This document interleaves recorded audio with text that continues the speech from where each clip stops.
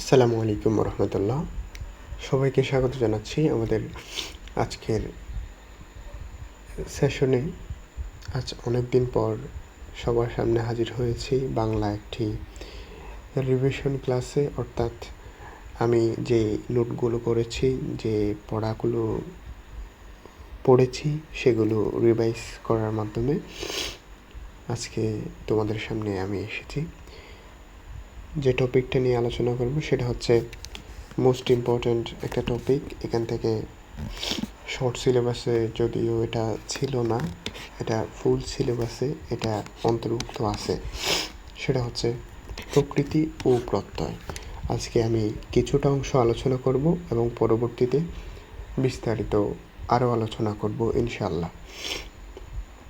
তো শুরু করছি আজকের আলোচনা। ইনশাআল্লাহ ভালো লাগবে সবার। তো প্রথমে যে বিষয়টি আমাদের সামনে আসে সেটা হচ্ছে প্রকৃতি কাকে বলে এবং প্রত্যয় কাকে বলে। তো আমরা যদি কোনো একটা ওয়ার্ড কল্পনা করি, কোনো একটা শব্দ যদি কল্পনা করি, তাহলে তার দুইটি অংশ থাকে। তার মধ্যে হচ্ছে একটা হচ্ছে মূল অংশ আর একটা হচ্ছে অতিরিক্ত অংশ। অর্থাৎ আমরা যদি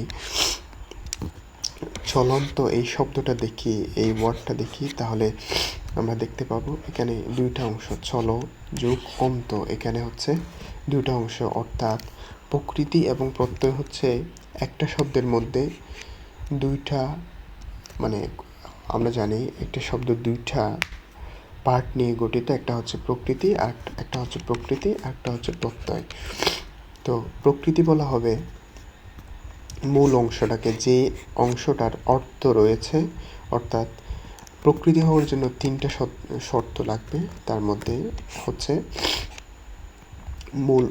তার মধ্যে তিনটা হচ্ছে মূল অংশ হবে হচ্ছে প্রকৃতি, আর প্রকৃতি সবসময় অলওয়েজ সামনে থাকবে আর এটি অর্থযুক্ত হবে। আবার অন্যদিকে আমরা যদি প্রত্যয়ের দিকে তাকাই, তাহলে আমরা দেখতে পাবো প্রত্যয় হচ্ছে অতিরিক্ত অংশকে প্রত্যয় বলে, আর প্রত্যয় হচ্ছে প্রকৃতির পরে বসে, অর্থাৎ পরে বসে। প্রত্যয় হচ্ছে প্রকৃতির পরে বসে, আর প্রত্যয়ের কোনো অর্থ থাকবে না। তো এই গেল আমাদের প্রাথমিক প্রকৃতি এবং প্রত্যয় সম্পর্কিত আলোচনা। তো এরপরে আমরা যদি দেখি, একটা উদাহরণ যদি দেখি, তাহলে এখানে চলন্ত যে শব্দটা আছে সেটাকে যদি আমরা ব্যঙ্গে লিখি, তাহলে আমরা লিখতে পারবো চল যোগ অন্ত। অর্থাৎ প্রকৃতি হচ্ছে চল শব্দটি হচ্ছে এখানে প্রকৃতি, আর অন্ত শব্দটি হচ্ছে এখানে প্রত্যয়।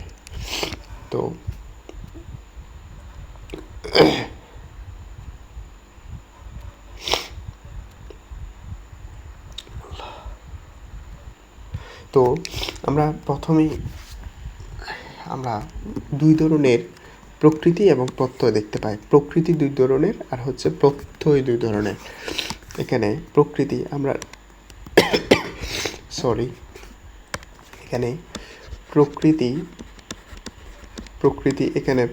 হচ্ছে দুই ধরনের। অর্থাৎ দুই ধরনের মধ্যে এক ধরনের হচ্ছে ক্রিয়া প্রকৃতি আর একটা হচ্ছে নাম প্রকৃতি। ক্রিয়া প্রকৃতি এটার কয়েকটা বৈশিষ্ট্য যদি আমরা দেখি, এটা অবশ্যই ক্রিয়া হতে হবে, অর্থাৎ এটা অবশ্যই ভার্ব হতে হবে। আরেকটা হচ্ছে অর্থহীনও হতে পারে। মানে অর্থহীন যদি আমরা দেখি, একটা উদাহরণ, এখানে শ্রবণের দুইটা অর্থ হচ্ছে, এটা হচ্ছে প্রকৃতি আর একটা হচ্ছে প্রত্যয়। তো এটা হচ্ছে শ্রু বলতে আমরা কোনো শব্দ বুঝি না। আসলেই কোনো শব্দই আমরা শ্রু বলতে বুঝি না। মানে এটা কোনো নির্দিষ্ট মিনিং দেয় না, যার কারণে এটা হচ্ছে অর্থহীন হলে হচ্ছে ক্রিয়া প্রকৃতি। অর্থাৎ ক্রিয়া প্রকৃতি চেনার জন্য আমাদের দুইটা মেইনলি সিমটম আছে। তার মধ্যে একটি হচ্ছে ক্রিয়া হতে হবে, অর্থাৎ ভার্ব হতে হবে, আর একটা হচ্ছে অর্থহীন। যেমন ক্রিয়া হতে হবে, এটার অর্থ যদি আমরা দেখতে চাই, তাহলে এখানে চলন্ত এখানে হচ্ছে ছল। এই শব্দটা এখানে আমরা যদি দেখি একটু গভীরভাবে অ্যানালাইসিস করি তাহলে আমরা দেখতে পাবো এটা একটা ভার্ব, অর্থাৎ এটা একটা হচ্ছে ক্রিয়া। সেই কারণে এই যে চলন্ত শব্দটি, চলন্ত এটা হচ্ছে ক্রিয়া প্রকৃতি। আর প্রত্যয়, এই যে এখানে প্রত্যয়ও দুইভাবে বিভক্ত, একটা হচ্ছে কৃত প্রত্যয় আর একটা হচ্ছে তদ্ধিত প্রত্যয়। অর্থাৎ এখানে একটা মেইন পয়েন্ট, সেটা হচ্ছে ক্রিয়া প্রকৃতির পরে সবসময় কৃত প্রত্যয় হবে, আর হচ্ছে নাম প্রকৃতির পরে সবসময় তদ্ধিত প্রত্যয় হবে। এটা হচ্ছে মোস্ট ইম্পর্টেন্টলি মাথায় রাখতে হবে। অর্থাৎ এখন যদি আমরা একটু দেখি তাহলে আমরা দেখতে পাবো, আমি এটা একটু লক করে নিই। হ্যাঁ, এখন আমরা লিখতে পারি এই যে এখানে ক্রিয়া প্রকৃতির পরে কৃত প্রত্যয়, এটা মাস্টলি বসবে। আর হচ্ছে নাম প্রকৃতির পরে তদ্ধিত প্রত্যয়, এটা অবশ্যই বসবে। তো এরপরে এই যে উদাহরণ হিসেবে যদি আমরা দেখি তাহলে আমরা এখানে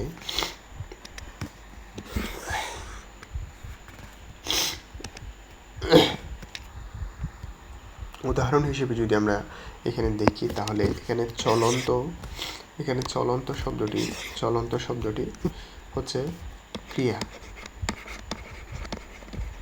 প্রত্যয়, ক্রিয়া প্রকৃতি আর কি, কারণ এটা হচ্ছে ভার্ব।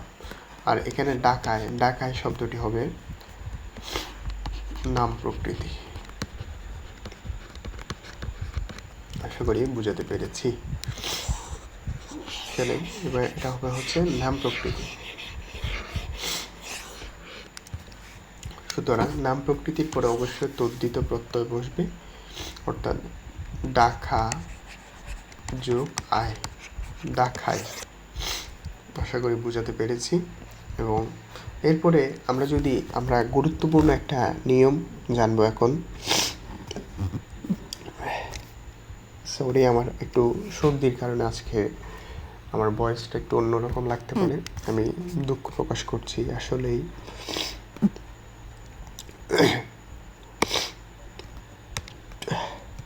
এখানে হস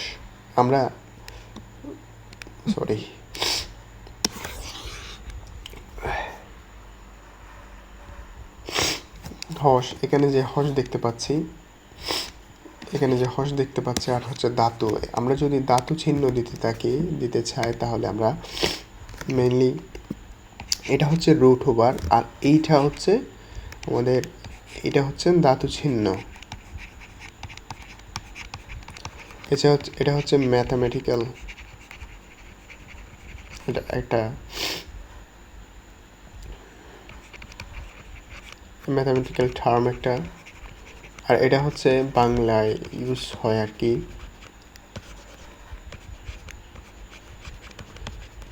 বাংলায় এটা ইউজ হয়।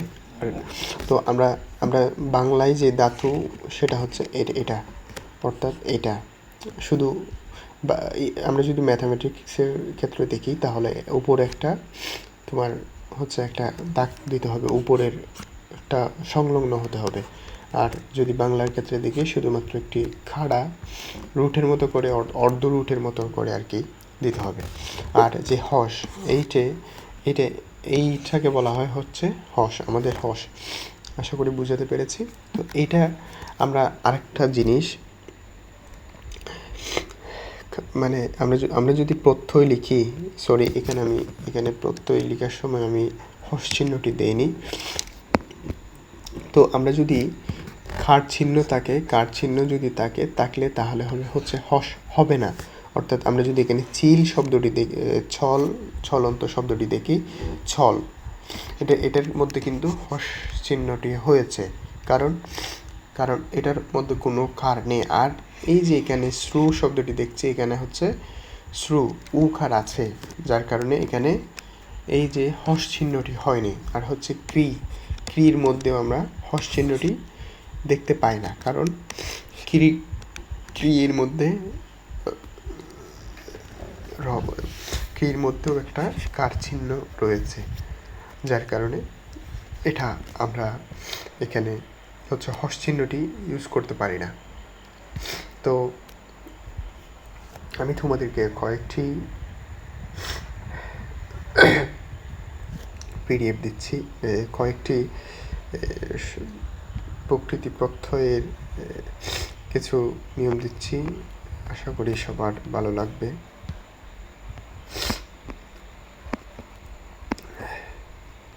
এই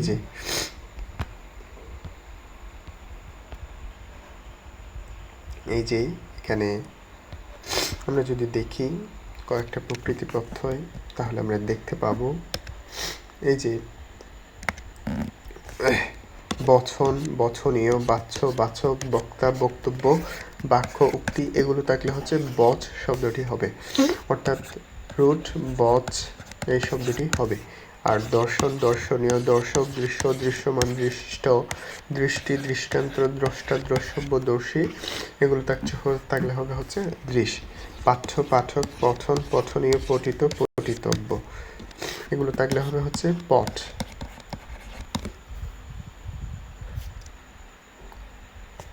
সরি, আমি আর ক্লাসটা কন্টিনিউ করতে পারছি না, আমার খুব বেশি অসুস্থতা বোধ হচ্ছে। সরি। আসসালামু আলাইকুম।